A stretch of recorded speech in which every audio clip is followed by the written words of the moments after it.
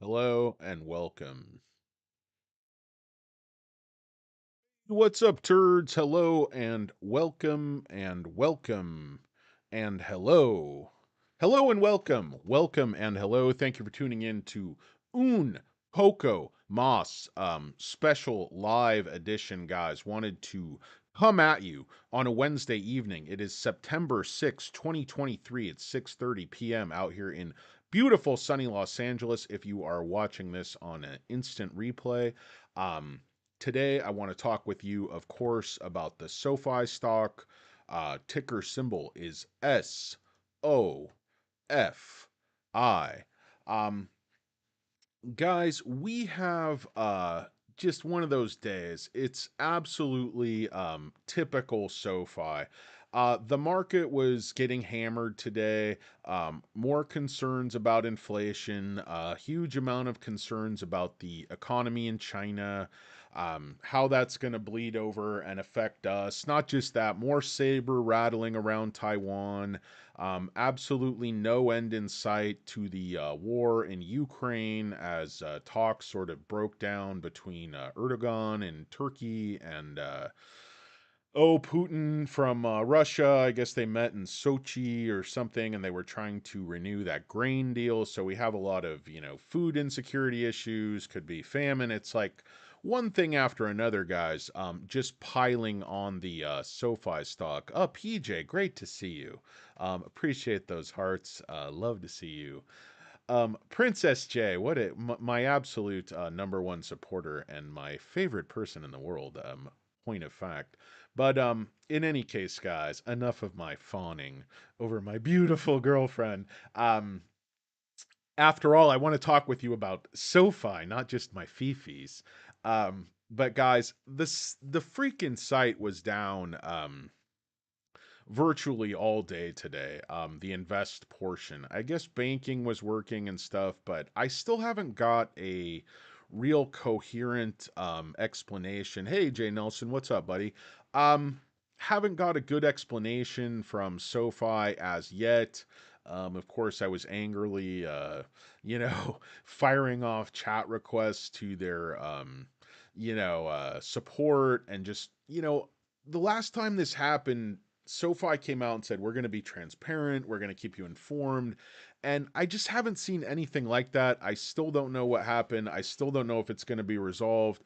I would never rely on SoFi at this point as like a trading platform or something I needed to get to urgently. I mainly hold an absolute ton of shares of SoFi in my SoFi account, but I have SoFi across like four different accounts. But I hold, tens of thousands of shares even at SoFi. I'd love to be able to write covered calls. I want to talk with you guys about Noto. And of course, I want your comments. That's why I went live instead of just recording a video as I normally would later in the day, because I want you guys to be able to chime in. I hope some of you had a chance to see or read Noto at the Goldman Sachs Communicopia event with Mike Ing. And just a point of fact, I have the transcript again over on Seeking Alpha, which is my favorite site for stock information. I know a lot of people make fun of Seeking Alpha, but I actually think their authors are quite good. Of course, they pay me nothing. I have no affiliate link. Um, I pay full price, and I think it's worth it. But that's where I'm reading this transcript of the Noto at the Communicopia event with analyst Mike Ing. And Mike Ing, I find annoying in his ratings, just his general malaise. But he also, after everything Noto says on this transcript, he says, great, great. And it's just annoying to read. Stop saying great. It's not everything's not fucking great. Some things are just, fucked up. Why don't you ask Noto why Invest is down? Why don't you ask Noto why the chief technology officer is too busy dumping shares of SoFi to do his fucking job? What's that guy's name? Jeremy Rischel? Rischel? I forget his name, but he's dumping a lot of shares. Guys, if we want to play a quick round of you fucking rock or go fuck yourself, chief technology officer at SoFi, go fuck yourself, buddy. Like, I'm pissed off today. Not only that, Why doesn't anything work on the goddamn app? When can you give us some concrete information, Noto, about when you're rolling out covered calls? Like, I'm leaving too much money on the table. I want to show solidarity with you, Noto, so I already have the great hair and the rugged good looks covered. You and me are paisan on those, my friend. Um, but I want you to come out with something more concrete than cryptic tweets about when we're going to see an upgrade to the trading platform. When are we going to see those covered calls you're hinting at? Why is that so hard to get done?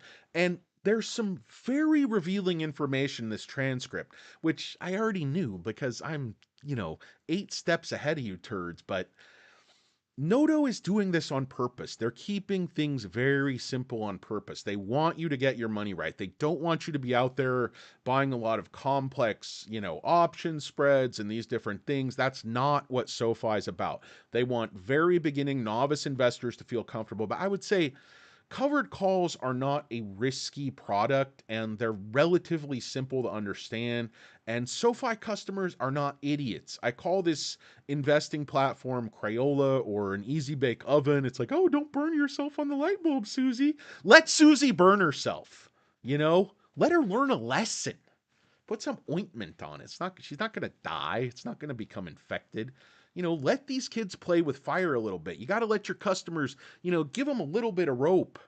Maybe they'll hang themselves. Maybe they won't. Maybe they'll understand what options are. Maybe they'll be able to trade. Maybe they can actually read a chart. Maybe they can actually read a bid and ask and they'd find that information useful. I mean, how do you expect your fucking customers to learn anything and advance if you keep the training wheels on? Not just training wheels, but you got them on a trike with training wheels. You got 5 wheels. You got a quint wheel. I don't need a quint wheel. I'm fine with training wheels. I may not be the sharpest knife in the drawer, but I'd like to be able to sell a few covered calls there, Dr. Noto. Paging Dr. Noto, paging Dr. Noto. Your trading platform sucks. It's built for 5-year-olds. I'm sick of it. Get back to me. Thank you. Um anyway, guys, anybody here? Who do we got, guys? Beach Boy. Hello and welcome and welcome and hello. Thank you for tuning in, Beach Boy. Yes, you made it to a live broadcast. I'm here late. Yeah, I know there was something going on. It's in that pay to order flow. It was I think it was the underlying company that they sell all of our orders to. That was actually down because I also heard, but the communication is terrible, and I think that's because they don't want to draw attention to the fact that it's not a real brokerage and it's yeah, some of the app is great. That there's a lot I like about SoFi. You guys hear about that every day. But today I was very frustrated because it's just completely unrelated, but I needed to move some money. Um, I had the money in my SoFi account ready to move back. I needed to pay some bills, blah, blah, blah. It wasn't the end of the world. I was able to, get it from another bank and take care of it, but it just inconvenienced me. It wasted my time. The whole idea about things being online, not having to go into the brick and mortar branch. Well, I'll tell you what, hot shot. I had to go down to Chase anyway and get the money out of Chase and finagle a couple of transfers. And, I had to go full Karen and speak to the manager to get the money I needed immediately because I had it ready to go in SoFi, but could not access it because I needed to get it out of my brokerage account. And there's probably some way I could have done that. I might have been able to do it by the phone, but they were telling me the wait time is 30 minutes on hold. And I'm like, fuck me in the goat ass on that one, as Adam Sandler would say. Nah, gotta, not gonna do it. Not at this juncture. Guys, I don't know about you, but I don't have half an hour of my day to wait on hold to only be told to go fucking pound sand. And then these automated messages, we're working on it. We have no ETA. Like, tell us what the fucking problem is. Who are your PR people? Don't you understand what people want? They want to feel better. They want to feel secure that you're on top of things. When you have a full system outage like this on Invest, you should be communicating to your customers every hour, updating them. What's being done? We're bringing in the fucking National Guard. We're all over this. We have our best people on it. And you're like, well, your CTO is out, probably in fucking Switzerland selling shares and gallivanting around with God knows who. probably, Leonardo DiCaprio dating, 20-year-olds. What the hell? Stop dumping shares and start doing your fucking job, CTO. Sorry there's so much profanity today, guys. It's just one of those days. What a Wednesday. Yesterday felt like a double Monday, and today I feel like I've got a case of the Mondays, but on a Wednesday, on a hump day. The only thing that makes it better is that Princess J decided to tune into my live stream. God bless her soul. And I have Cutes here on site in the war room. We are deep, deep in Cheyenne Mountain in Wyoming, where I do this show. I cannot get a signal out, guys. Um, who else is here? Uh, I don't know if it's Apex or if it was some middleman, Jay Nelson, but I it wasn't the SoFi app. It wasn't that total outage we saw last time. Um, as far as I know, credit everything else seemed to be working. It was just the invest that was down. So I assume it had to be the clearinghouse or some type of a middleman that enables the technology. And this is what annoys me. About like outsourcing this, order flow. I know that's how all these companies make money because you can't do free brokerage. Like it costs money. It costs money to run. There's overhead, there's costs. So you have to make money from somewhere. So they're selling these orders, and I think that helps market makers in various ways. It helps shorts. SoFi actually asked me about two stocks I held there if I wanted to unlock. I actually got personal phone calls from SoFi. I don't think they're used to gentlemen of my comport parking funds there at the rate and sort of sporadic nature that I drop a bunch of my buys.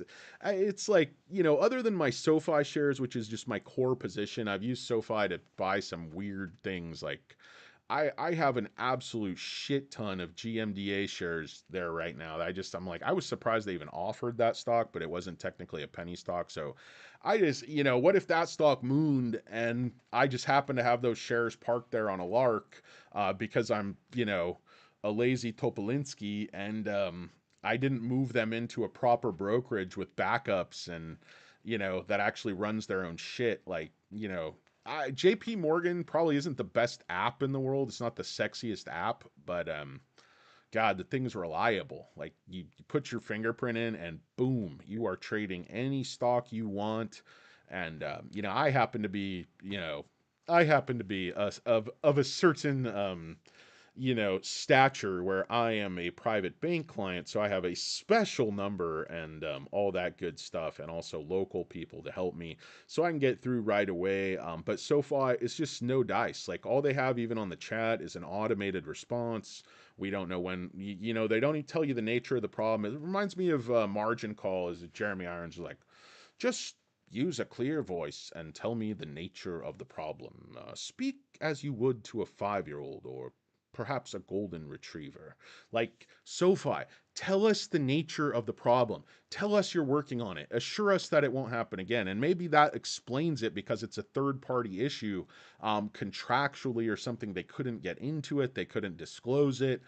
There might be trade secrets involved, there might be deals involved that are non public in nature.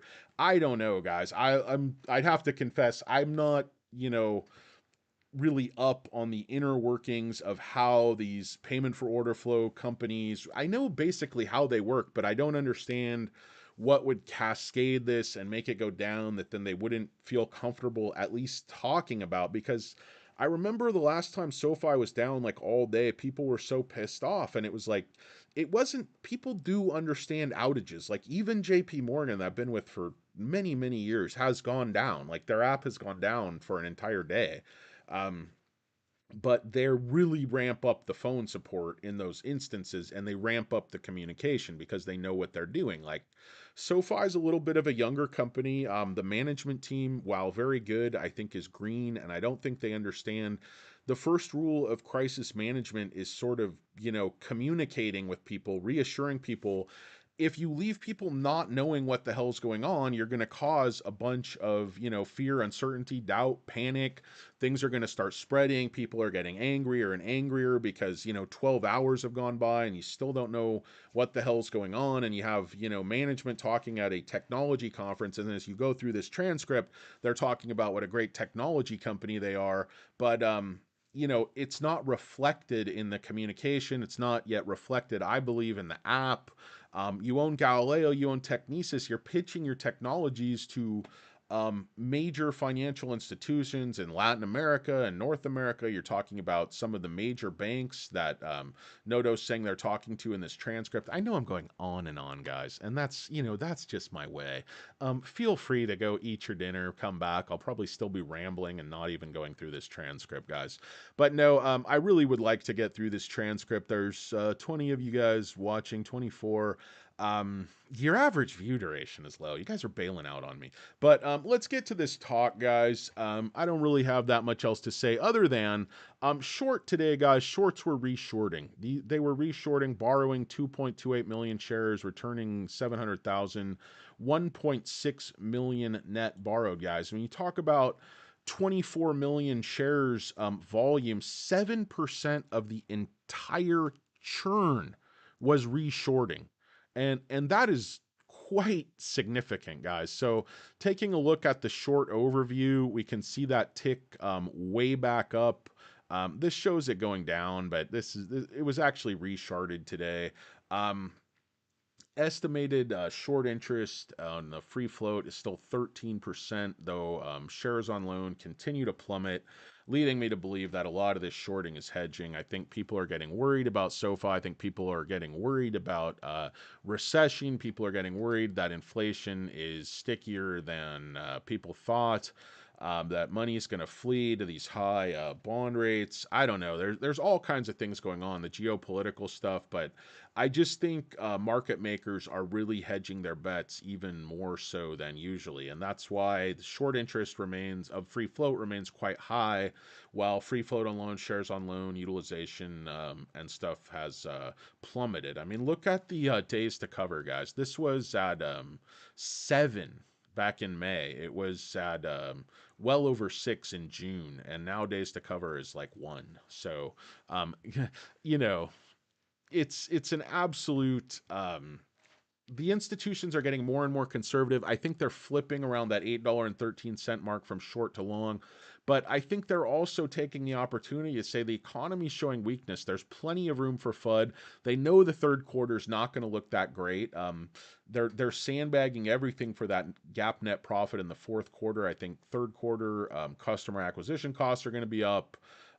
Stock-based compensation is going to be as high as ever. In fact, they told us in the last ER, expect stock-based compensation to be up like $8 or $9 million, I think, over Q2. So, I mean, I hope they pay this chief technology guy more. They really need, because he needs to dump more shares and again not do his job. But anyway, let's get to this transcript. There's some really good stuff in here. Um, Yes. Let's see. What do we got here? Anyone else? Discord. I don't think I'm not on Discord. I don't even know what that is. I have some corduroy pants, but they don't fit me anymore. Split them right in the tailpipe. I've not seen anyone else. Yeah. Air Force might be here, guys. Not a lurker anymore. How you doing? Not a lurker anymore. CTO dumping shares like Carp. Yep. Bobby Joe. I called the investment. It was sort of Q1, most likely Q2. More profanities, the better. Thanks, Beach Boy. I actually took a shower. Just the took 2 showers today because I played tennis and I almost got heat stroke. But I'm back here with you guys because I just soldier on and I really care about you guys and your financial well-being. No, I do. Fonz G got the hair, did, huh? No, Fonz G, I actually just took a shower, briefly dried it with a towel, and then walked back to my office. I'm here on the beautiful Pacific Ocean, and my frosted tips are just because I always have a man bun in, and I'm always out in the sun. So, guys, this is just my natural look. I think it's like that dude in the Simpsons, one of those bullies, like not Nelson Muntz, but one of his like underlings. He had this kind of look going.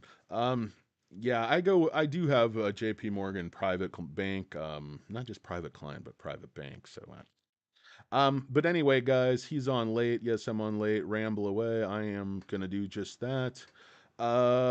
Rich saying, "What's up, Rich?" Um, yeah, believe it or not, I shower a couple once, at least once a day, Beach Boy. Quite often twice because I am a big sweaty tax, and that's just what I have to do to keep it fresh. Not a lurker anymore. What's up, guys? They're talking to each other. Good for you, Bobby Joe. I'm talking about STO option availability. Guys, I want to get back to this transcript and just run through it with y'all as quickly as I can. But there's so much good information in here, guys. I think, despite the outage today, and despite me being a big, fat, whiny, middle-aged, entitled Karen that I am, I'm still after reading this transcript, guys. I just read it. I'm more bullish than ever. So let's get right to it. Noto and Mike Ying. Let's get started. Goldman Sachs, blah, blah, blah. He introduces him. He's talking about his background. So, since obtaining a bank charter 2021, SoFi's executed on its strategy, deposits 13 billion. So to start things off, could you give a little background on the evolution of the SoFi platform, student lending platform? Guys, I don't want to spend too much time on the background because I think most of you know that. So I'm just going to kind of skip through this. But there's some really good data later on in the transcript that I'd like to focus on and get you guys' thoughts on just a little bit more. So they're talking about, they're successful academic professionals. We want to help them get their money right, build a lifelong relationship. Um, Talking about the power of compounding interest, where they've gone since 2018 when he got there. 2019 was about executing rollout of those products along with the general manager structure. We'd rolled out everything other than credit card. 2020 was about adding the final products of credit card, then also acquisition of Galileo. We own the technology loan servers to the glass, from the metal to the glass. It allows us to innovate faster than anyone else. I don't know. The innovation, I know it's going on, but I'm just not seeing it as much yet. But I'm not, a software guy. I'm not an AI guy. But my app, wasn't working all day, and I was pissing and moaning. So, I mean, it really allows us to iterate, iterate, iterate, and that's their thing. Innovate, iterate, innovate, iterate. Um, Let's see. As we thought, we launched SoFi Money, checking savings account in one. We have really struggled partnering with FIS. They couldn't innovate as fast as we wanted to. I think that's Fidelity Information Services, who was their backbone provider. And they are expensive, and I felt like we could never really gain a competitive advantage on unit economics. And that you don't control your own destiny. You're paying someone else for everything you do. You can't innovate. You can't make changes. You're basically at their mercy. So blah blah blah. We all know all this. And they're talking about and Mike King says okay, and then Mike King, of course, says great. And this is important, guys. We're on track to do over 2 billion in revenue, up from less than 500 million in 2018. So their revenue is going to 4x in 5 years, and we'll do over 330 to 350 million of EBITDA versus losing close to 200 million in 2018, and 6.2 members versus 500,000 members, guys. That's in 5 years. They more than 10x their members. They 4x their revenue. Their EBITDA has gone from dismal to quite positive and just had a big upgrade there. So Mike King, of course, says, great, that's a fantastic overview. And I did want to talk a little bit about your membership growth. In the past, you've talked about the financial services productivity loop to outline SoFi's approach in growing the member base, but also serving existing members. So they go through the financial services productivity loop. Noto says it's building a best of breed product, differentiate on fast, selection, content, convenience. We want our products to work better when you use them together. So with each product on its own has to be best of breed versus competition, and best unit economics as a steady state. I mentioned they pick one product along the way, and hopefully we build that trust and reliability. We'll end a second and third product. So they talk about the strategy, the funnel, how Relay and Money are driving the membership. And people make fun of Relay, but it's bringing in a lot of members, and those members are moving to other products. It's slow, it's in its infancy, but it is happening, and it's a really good deal. If you can bring someone in to check their credit score, fine. And you don't pay much for a Relay customer. Yes, you're paying for the overall marketing, stadium and stuff, but you're not, giving them any big incentive just to come in and check their credit score. It's just, a freebie. It's a It's an add-on. Not an add-on. I don't know what the hell it is, but okay. So their two largest products, fast growing, both have over 2.5 million, growing rapidly. Largest contribution to cross-buy, to invest, into loans, into credit cards. About 25 to 30% of our loans are from existing members. It used to be the case that about 45% of invest was existing members. It's up to 65% now, and Money and Relay are biggest contributions to cross-buying. So that's a typical pattern. And Relay, people don't realize they come through, they check their credit score. We may connect a couple of accounts and start doing budgeting. We have data on them when they do that. We could then offer them loans against their credit cards. So they go from 25% to 12%. This is critical, and they also know their credit, of course, because they're obviously checking their credit. So, when someone signs up for SoFi Money, blah blah blah, we're fortunate. The average balances have over $20,000. A direct deposit customer does. 50% of our funded accounts are direct deposit accounts, and as Noto will note later, 90% of their deposits are coming from direct deposit members. We want to be with them through their whole financial life. We do it proactively through email, through the app, personalized member home feed. Mike King, great. In the past, you've talked about ROE potential. SoFi do mix of. Okay, so return on equity, financial services productivity loop. Can you talk about the path to get that 20 to 30% level ROE? Guys, if you're going to read one part of this, read this, and you'll really understand the financial strength of SoFi and why you should not be worried at all about your investment. Whether they make a net profit in Q4 or Q1 of next year, you have to stick with this stock. You have to sort of see what the margins are and how confident they are in these things. And as they scale, as they continue to add members, what that's going to mean for the net profit and the free cash flows. So, Anthony Noto, there's two ways to look at it. One way is, does our EBITDA margin and net income margin need to be to get there? Our EBITDA margin needs to be 30%, and our net income GAAP margin needs to be 20%. The things we have between EBITDA and GAAP net income will be about 10%, and that is where we are today. So one of the things I was a research analyst like yourself. I used to do to convince our investing partners about long-term margins of fast-growing company was I looked at their incremental EBITDA margins. So change of EBITDA year to year divided by change in revenue. And if the incremental EBITDA margin was 30% and it was consistent over time, add some topically, you get to 30% margin. Well, this year we have driven over a 40% incremental EBITDA margin while growing over 40% as a company. So I am very confident our long-term margins can be 30%. In fact, some people may not realize this, turds. You freaking turds might not know this. Anthony Noto's talking, as Hulk Hogan would say. No, I'm just kidding. You guys aren't turds. Yes, you are. In fact, some people may not realize this. Our loans have a 70% contribution profit margin. And that steady state, I wouldn't expect it to go higher. If it did, I would reinvest to keep it at that level. Our technology platform segment is a 20% contribution profit margin that will go to 30% over time.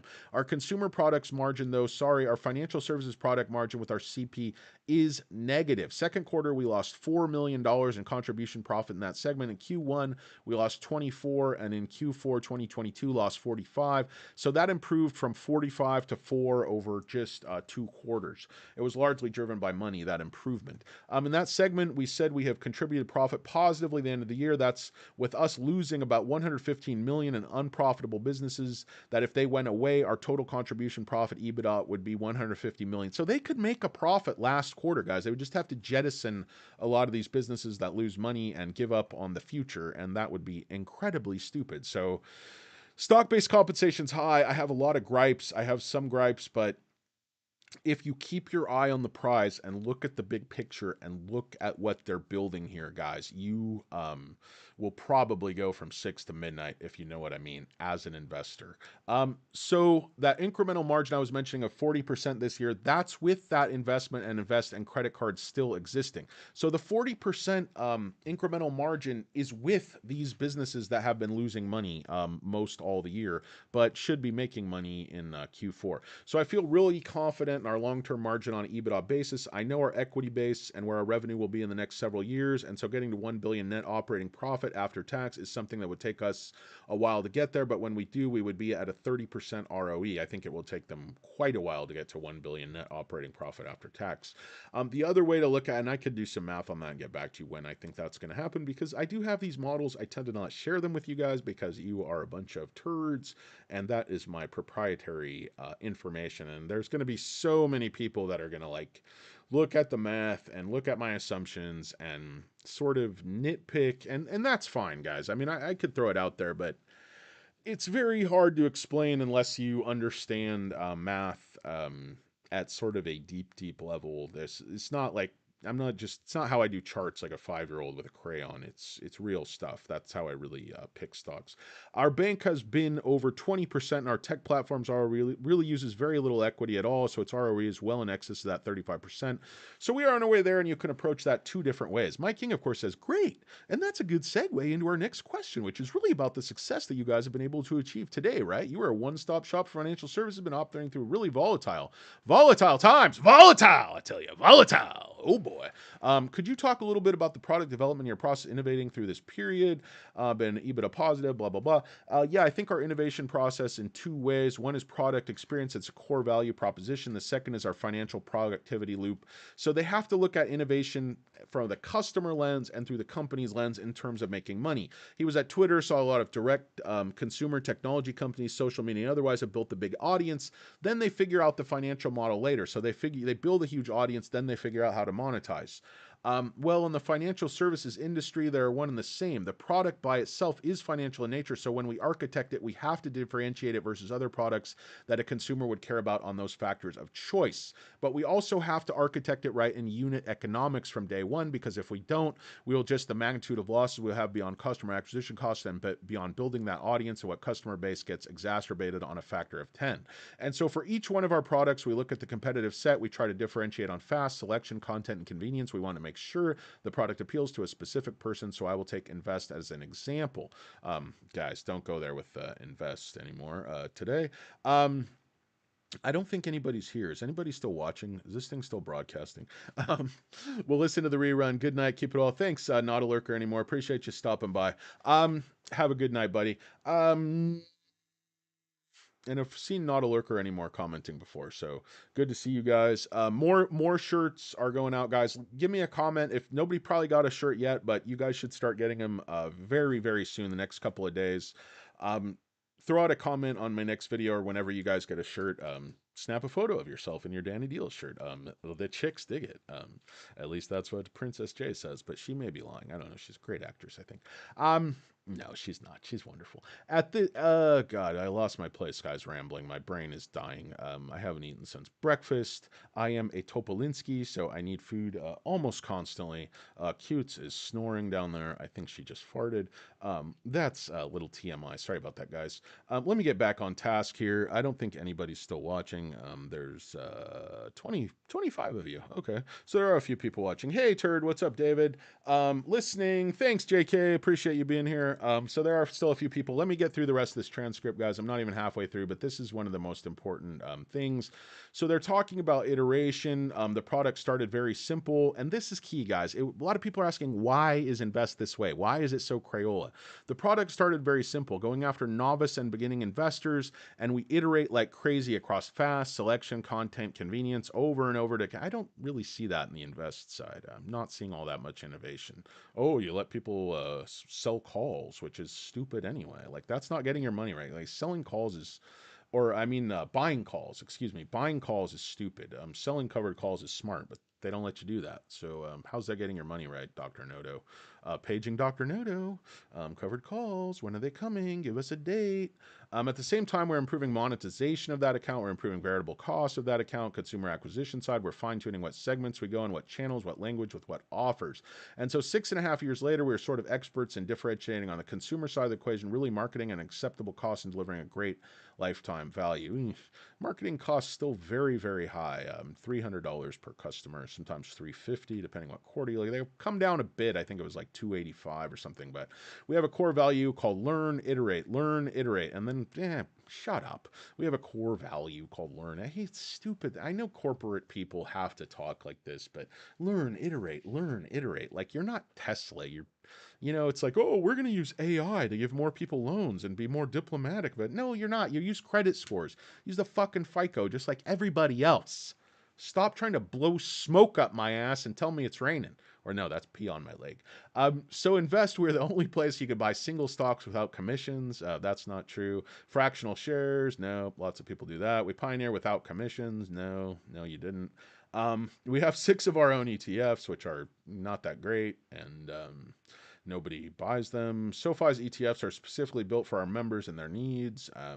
Okay. We have 4 different robo accounts. The robo accounts are very good, which are award-winning and cited by Barron's. We have cryptocurrency. That's cool. I'm not really into crypto. I have a little bit of Bitcoin, but that's the only one I think is really going to be worth anything. If you want to put all your money into XRP, please be my guest. No, that's not financial advice. Don't do that, guys. Ripple, song by the Grateful Dead, not something you should invest your money in my opinion. But I think Bitcoin's pretty solid. We are on the Instacart IPO, soon be launching hopefully in the next year. Alternate asset classes. We're the only place you could be a one-stop shop with invest and get a free certified financial planner and have no fees. Yeah, that is a great service, guys. A free financial planner, no fees. The robo accounts. SoFi really does help people get their money right, but it is more for like novice investors, as he says. So he's being honest, and he's saying we're innovating in these rings. A lot of market constituents around SoFi's business times feel like discussion overshadows the fact SoFi is a consumer tech company, and there's a lot of value in the brand, the tech, the app that probably doesn't get an appropriate amount of airtime discussion, consumer value proposition. Sure, we're developing the mobile app through 2018. I wanted more than individual products. I thought our job be done, help people get their money right. I thought there's an opportunity, yes, for us to program, but looking at the data, all the data, people like them answer 3 questions. This is where they go into what do you need to do today with your money? What do you want to do today with your money? And what could you do today with your money? And they go through answering this and how they put things into their feed. And they're talking about, relay customer, if they saw they have 25% credit card at 90%, they could offer them a personal loan at 12%, save them a ton of interest over time. That's helping people get their money right. Covered calls, Noto. Covered calls. Help me get my money right. Let me sell some covered calls on all those fucking SoFi shares I have parked over at Invest. God damn it. I mean, I have others. I don't ever want to sell covered calls on like a huge amount of my shares. I only sell on a certain percentage of my shares. So I have plenty of shares at other institutions, which allow me to sell those covered calls I want to sell. And SoFi, I just, lock away like a squirrel with nuts and never touch those shares. Just lock them down. I flipped a few last ER, but that was because those lunatics did a madman pumping up on me. So I had to react quickly. And I did. And I made a ton of money. I hope you did too, but you probably didn't because you're turds. We just paid by your friends. I'm totally losing my train of thought here, guys. I'm going brain dead. I need food desperately. I'm a toper after all. And so the member feed home leverages all the data. They talk about how important the member feed is in directing their customers to certain products. There's a big transaction that day, 2,500. It gives you updates, basically helps you get your money right. Shifting gears to consumer tech, of course, Mike King said that's great. And technology segment, talk about the tech platform, Impact, Galileo, Technesis. First job technology platforms helping to innovate. So they talk about how this is really important for them to develop in-house innovation end-to-end, allows them to test, gives them a huge competitive advantage, allows them to be a low-cost operator. We have better unit economics. We're doing stuff that no one else is doing, forefront of being the operating system for the fintech world. Other people could use that technology. They could make money, serve their constituents, allows the tech platform to be elevated. And at the same time, we can make money from it. A lot of people ask me, do you want to be an enterprise company or a consumer company? We're 100% clear. Our mission is consumer, but he's basically saying like, look, we're developing this for our own business. It allows us to grow. It allows us to do all these amazing things, but also other people need it. The big banks are dying. There's Latin America. They're able to go through Technesis customers and offer them Galileo services. They have, burgeoning business in Latin America. They're talking to major banks. He's talking about, so before that, they couldn't even talk to major banks. And also, if you go through the transcript, guys, they're talking about like airlines that want to offer banking, want to offer credit card, but they don't want to have their customers in debt to them. They don't want to actually offer these things, so they can go through SoFi. And, these relationships are going to start to take shape. I've done my homework. I believe Galileo and Technesis are the real deal. I'm not saying they're best of breed, so I'm not saying they're better than everyone else's software or whatever, but they're definitely good enough where with SoFi marketing, all these other things, I think they should definitely be able to sell that to some of these turds at the big banks. Some of their apps are terrible. Some of their products are terrible. They don't innovate. These big banks have become so slow, so lazy.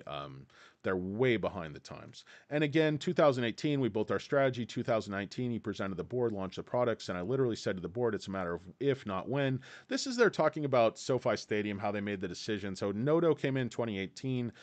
Day one, the marketing people were pitching them NFL Stadium. Of course, he used to work for the NFL. He was against it. He said we couldn't afford it, but they wanted to be a top 10 financial institution. And he basically said this is a shortcut. Like they're talking about we need to be someone they mentioned 30 out of 100 times like JP Morgan Chase. That's brand awareness. That makes you a household name. That's that organic brand awareness.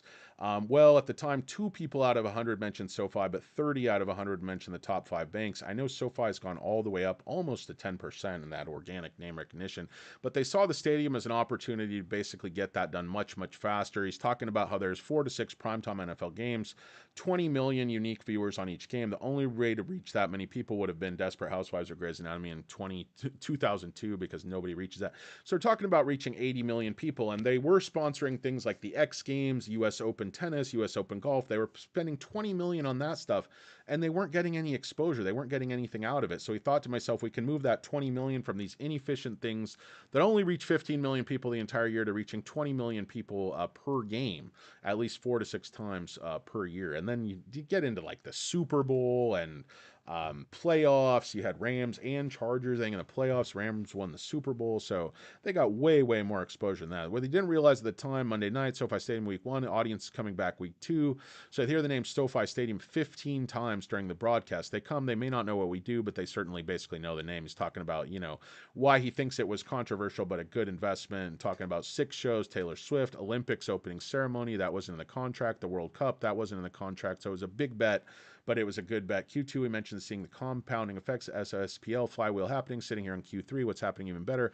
Couldn't be more excited about the growth you're seeing in members' products continue pound. Seems like an incredibly efficient way to get a lot of impressions, beat buying ads on spots, blah, blah, blah. EBITDA guidance, so reiterated the commitment of being GAAP net profitable fourth quarter of 2023. Could you just talk a little bit about how you expect the remainder of the year to play out and you see as risk to guidance, both upside and downside? Yeah, Outlook called for economic backdrop of unemployment going down to 5% next year, a relatively soft landing, flat down GDP growth. So with that backdrop, Q3 is going to be pretty much what we thought it would. We were very clear that federal student loan payments return, slight uptick in Q3, but the payments don't start till October 1st. They're laid out throughout the month, so you're not going to see that much benefit in Q3. Real benefit will start to kick in Q4. They're talking about why that's a good business, why it's important. It's basically leading to customer acquisition at a cheaper price, and they're finding that they can sell those customers other things. Student loans themselves are not a hugely profitable business. They're talking about the pipeline. They're talking about the home loan business. They're really, really happy what they're seeing operations and reliability standpoint to fund home loans. There's a clear headwind there from the high rates, but there's no refinancing market, just purchasing, but they believe they're set up for great success in 2024. Financial services side, we talked about $2 billion of deposits each quarter. We're super confident that they're going to keep that up, and I think it'll be even higher. Why not? They have more members, more banking. Direct deposits are only increasing. I think they could add $3 billion easily in deposits this quarter. As I mentioned, 65% are cross-buying and investing good net flows and run Instacart IPO, which is very nice to have. It's additional benefit here in September. Wishing our partners Instacart great success. Yeah, they probably, dump their horse shit, private equity investments onto retail turds like us at SoFi. Good luck with that. I'm sure it'll be very successful. They'll run the price up and then it'll crash to absolutely shit levels. And then they'll repackage that dog shit in another box and sell it back to you turds because you turds will buy anything. So really good at the performance of our loans and demand that we're seeing. I just want to dig into a couple elements, leave some time for the audience to talk about a little bit about your more expectations around the recovery, originations, demand. And he's basically talking about, student loans will probably get back to the levels they saw where it was in 2019. It'll take several quarters to happen. But there's 40 million people that still have federal student loans, a real problem for them. 200 billion of that That's outstanding as rates higher than we currently have in our demographic. So it's a big total addressable market. And again, we could see rates start to go down next year, I believe. But one thing people really don't understand is that in our entire history, we have refinanced less than 1 million people's federal student loans. We have 6.2 million members, which means the bulk of our business is coming from SoFi Money, SoFi Invest, SoFi Replay.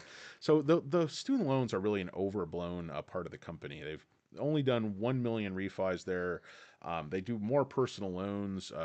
You know, it's more profitable. I just think student loans are going to be less and less critical for SoFi over time, and they're going to be thought of less as a student loan company and just more an overall bank, financial services behemoth, powerhouse, free cash flow machine. Danny Deals, retirement kingmaker. It will give me FU money. Finally, big earn is above the law. We make about $800 LTV on day one. If it's a new member, cross-buy member that comes in through Relay, very low customer acquisition cost, or comes through Invest, or comes through Money, that profit goes from $800 to $16 to $2,000. Wow. It's a great revenue generating product, great loan to value product. It's going to drive our member base. It's going to be a part of our members. We get hundreds of thousands of new members in other products. We get tens of thousands of new members in product and our loan products. Great. And you mentioned momentum deposits, which has been really impressive to date. Could you outline a strategy on ongoing deposit? How sustainable are the deposits? Yeah, so 90% of our deposits from direct deposit customers. That's the key to our success. We're going to have top tier APY, no fees, best functionality, free certified financial planner. We give rewards across the activities. Redeem the money account for 2x what they would redeem the credit card. Yeah, I did. The redemptions are great, guys. You can put that in Invest or Money, and they give you 2x points, which is really a huge benefit on that credit card. I really love the SoFi credit card. I use the shit out of it. I probably put $20,000 a month on that motherfucker. We just launched SoFi Travel, which is better. I checked that out. They do have some good discounts. I think it just runs through Expedia, but you basically get some additional discounts on top of it. Not only that, but you get like, I think it's 4x points back if you buy it on your SoFi credit card. So that's a great option, guys, if you're traveling. Put that shit on your SoFi credit card. Get some points. Get you some free shares of SoFi.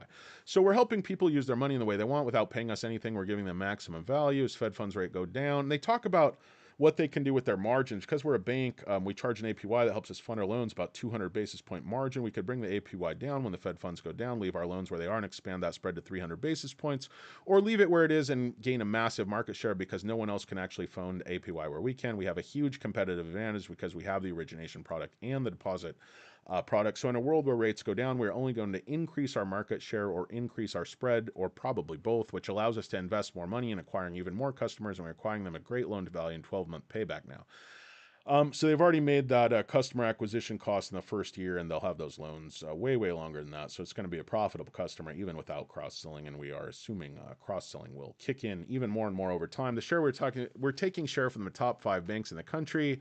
They probably don't even know they're taking share because they're so big and we're so small, but we see where the ACH is coming from. We know who they are. It's the biggest banks in the country that are offering nothing in APR. They don't have mobile products that are very good. They certainly don't have the added value that we have across our platform. Free certified financial planners. Forget about it, guys. You can't even get a teller. You can't do anything. I mean, SoFi, yeah, it was horrible today, but for the most part, they are, pretty responsive to their customers. The chat has been great for me. Again, other when there's an outage, and of course, all hell breaks loose, so it's kind of to be expected. But anyway, guys, so when rates go down, I think our advantage only increases. They keep coming up. We can continue to pass on higher rates and fund loans and deposits. We have been able to do. It's very synergistic, competitive advantage, and no one else can compete with. Great, and I'll stink one more in. Financial service segment contribution profit by 2022. What's the path look like to get there? Yeah, so we only lost $4 million in Q2. The path to get there is continuing to scale money, which is very variable profit positive. The invest business, credit card business, I've mentioned these two businesses together, annualized base, losing $150 million. It's basically because they're just starting those businesses up. There's a lot of leverage. They're just scaling and weeding out profitable customers for unprofitable. It's because they're in the early stages of monetization and early stages of getting all their operating costs down, just like it was in our loan products, just like it has been for SoFi Money. So we've been driving over 40% incremental EBITDA margins this year, despite growing over 40%. And I think you will continue to see that happen, and that will also contribute. Great. Any questions from the audience? I'll pick the last question. Just want to talk about the tech platform accelerating year-over-year growth segment by Q4. And this is when they go and they're talking about, so the cross-selling introductions we thought would happen will happen in Latin America. Galileo is getting a lot of introductions to Technesis partners, and that's bearing fruit for us.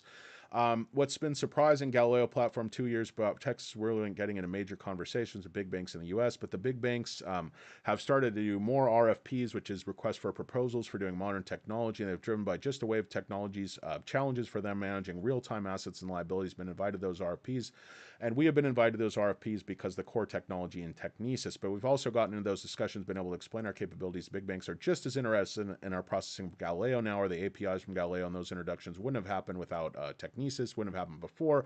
They wouldn't have really known to reach out to us about Galileo, so that's helped us with the big banks. So the combination has definitely helped us. Both financial institutions have big consumer base and non-financial categories like airlines or other areas that want to get in checking savings. The next sort of frontier is financial products. One of the things that had not been the case, these big consumer brands, they found ways to leverage their brands in a bunch of areas. This is what I was talking about before. They've never gone into the financial services segment, so they don't want to be on credit cards per se and have their customers owe them debt, but they would love to have the daily engagement. Excuse me, guys, mouth dry. I forgot to get water. But I'm going to wrap up here any second. The opportunity to give offers and checking and savings account brand in their name is a way to do that. So they can brand that. They can do all that through SoFi, take absolutely no risk, take on no debt, and still get all that engagement, all that brand recognition, that brand awareness that they want, that daily engagement with their customers. So in addition to that, it allows us to spawn new products. SoFi Buy Now, Pay Later products that we offer. Pay in 4 was built completely on Texas Galileo. SoFi is a full stack now offering Galileo's customers that may have debt offering. They can now offer Pay in 4, Pay in 6, or Pay in 12. So I couldn't be happier. They made a strategic decision to buy those assets, and now seeing the benefit from it strategically, it has been really great. That's great, Mike King says. That's great. That's an excellent way to cap off the session, Anthony. It's been such a privilege to be able to host you. Thank you very much, sir.